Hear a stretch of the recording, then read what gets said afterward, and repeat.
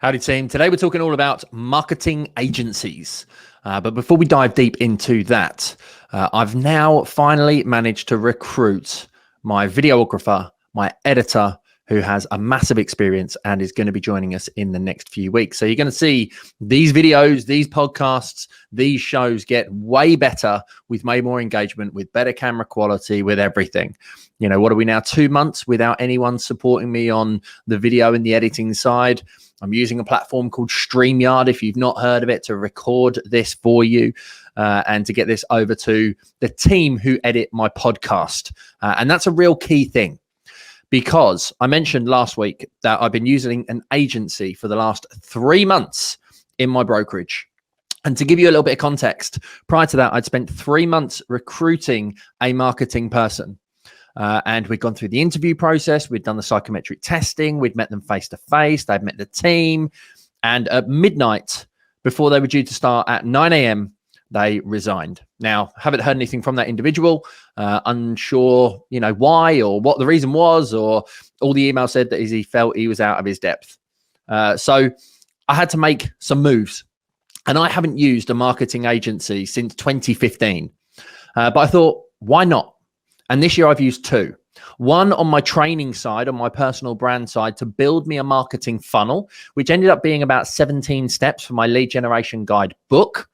That includes, a copy of the book that you can purchase and just pay the postage. It includes a upsell to a training course. It includes another upsell to some Canva templates. It then takes you through to a webinar if you don't purchase.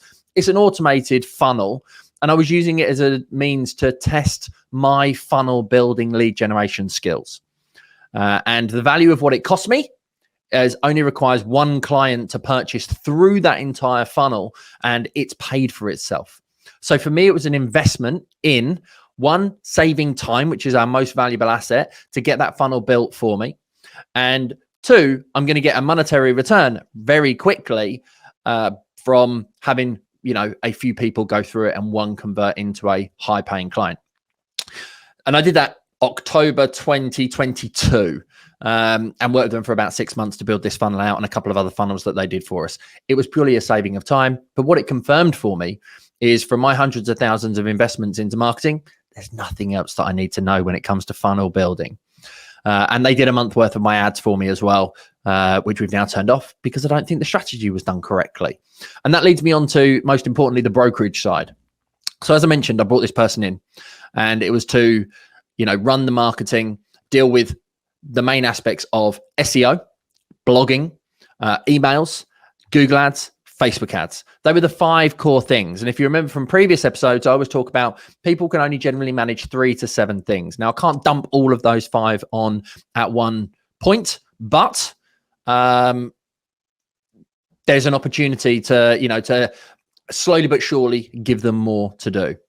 Now, I found the agency through a lot of online research. I probably spoke to about 7 or 8 different agencies that I wanted to work with, that I'd known from the social media arena, all outside of financial services as well. They're not your typical industry people, but they have a bit of a personal brand led.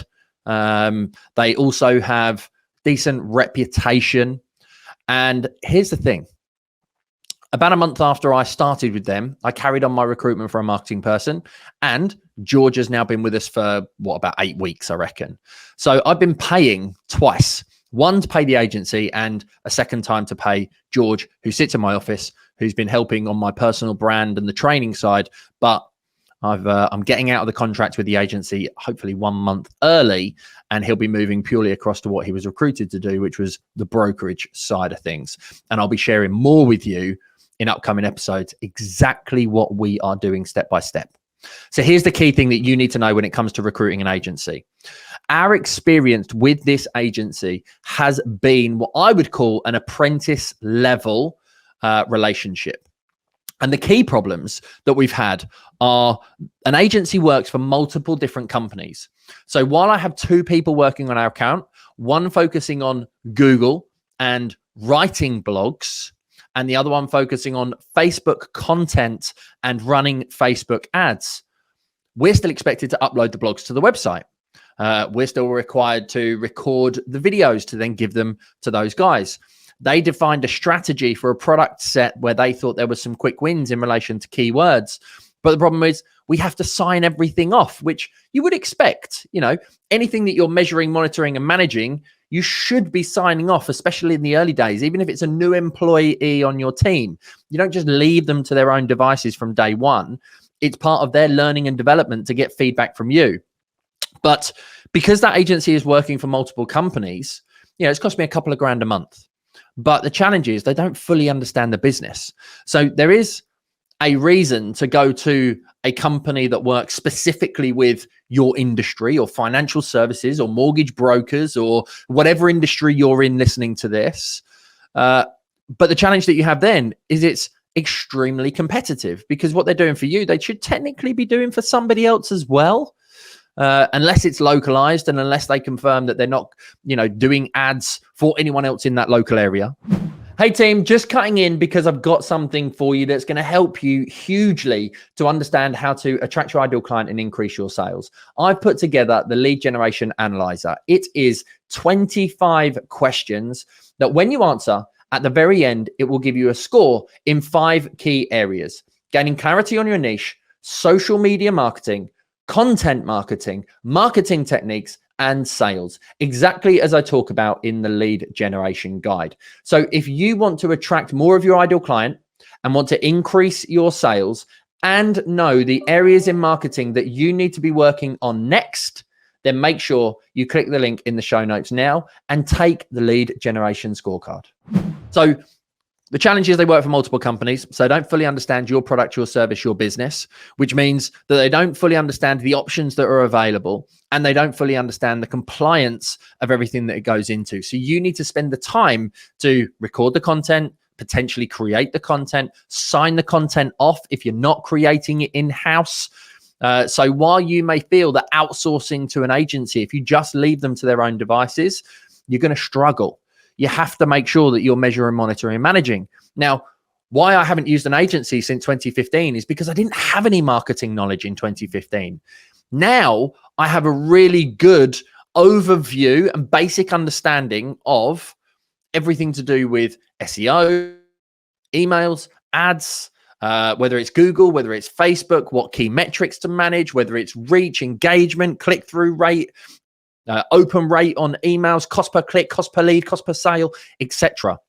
Your job as a business owner, as a self-employed individual, is to understand all these key elements before you go into a relationship with an agency.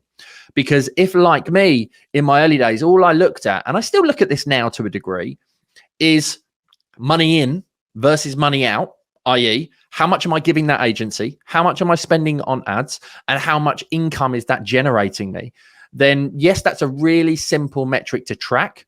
But if you don't understand what goes between A and B, i.e. the input and the output, how can you provide positive feedback as to whether it's really getting you the direct result that you want and whether it's getting you your ideal client? As an example, George on my team is very experienced in Google Ads.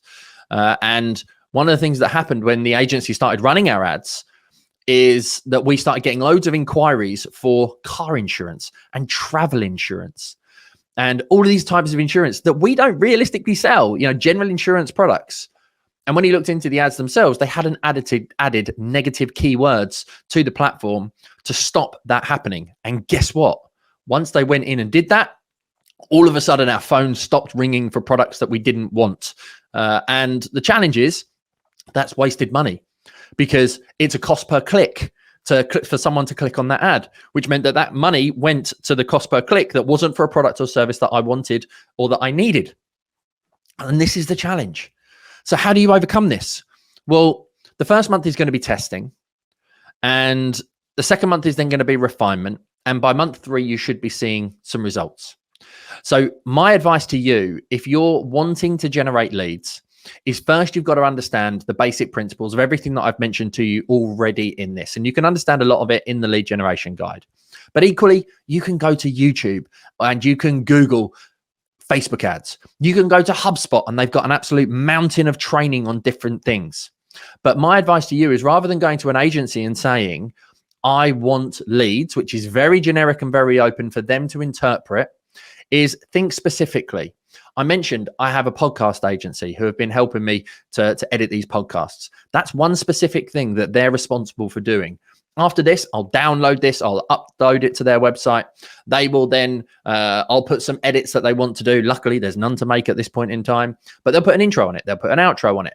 They'll upload that to the podcast platform, which we use, Libsyn. They're even helping me with the YouTube video at the moment. So that will go up onto YouTube.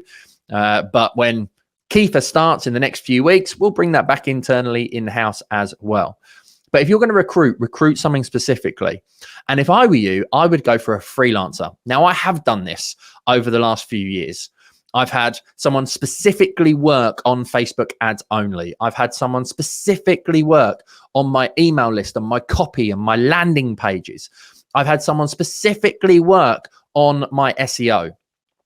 Now, what you want to do when you go to those individuals is turn around and say, hey, look, I'm not somebody who knows very much about this. So I want you to loom everything that you do, and I want you to educate me as you are doing it. So it's not just a pay for and expect a result. Use it as a tool for education so that you can understand how to do these things, and you're technically paying them for training whilst you're also paying them to do the work for you. Now that's going to save you time because you're learning on the job. It's also going to save you time having to go and find, a training video on YouTube or HubSpot to watch.